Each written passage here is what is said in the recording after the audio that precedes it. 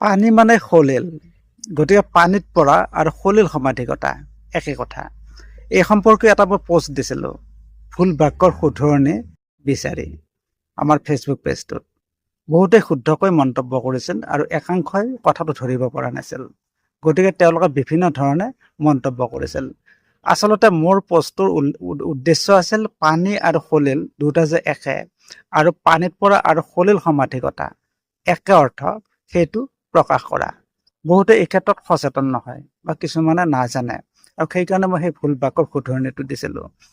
সেই যি কি নহওক, সেই পোষ্টত বহুতেই বহু কমেণ্ট কৰিছিল, তাৰ ভিতৰত একাংশ শুদ্ধকৈ দিছিল আৰু একাংশই ভুল কৰিছিল। গতিকে যিসকলে ভুল কৰিছিল তেওঁলোকৰ কাৰণে স্পষ্টকৈ মই আজি এই ভিডিঅ'টো প্ৰস্তুত কৰিছোঁ, যাতে তেওঁলোকে বুজি পায় কথাটো। অৰ্থাৎ পানী মানে সলিল, আৰু পানীত পৰা আৰু সলিল সমাধিকতা এয়া একে কথা। ঠিক তেনেধৰণৰ আন এটা পোষ্ট আছিল, ৰাইজসকল মোক ভোট দি জয়যুক্ত কৰক, এনেধৰণৰ এটা পোষ্ট দিছিলোঁ মই ফেচবুক পেজত। আচলতে ইয়াতো সেই দ্বিৰূক্তি হৈছিল, অৰ্থাৎ ডাবল মিনিং হৈছিল। ৰাইজ আৰু সকল একে দুটা বহুবচনমূলক শব্দ। অৰ্থাৎ ৰাইজ বুলি কওঁতে অকল এজন মানুহ নহয়, নাই, তাত কেইবাজনো মানুহ আছে, বহু মানুহৰ সমষ্টি হ'ল ৰাইজ, গতিকে এইটো বহুবচন বাচক এটা শব্দ।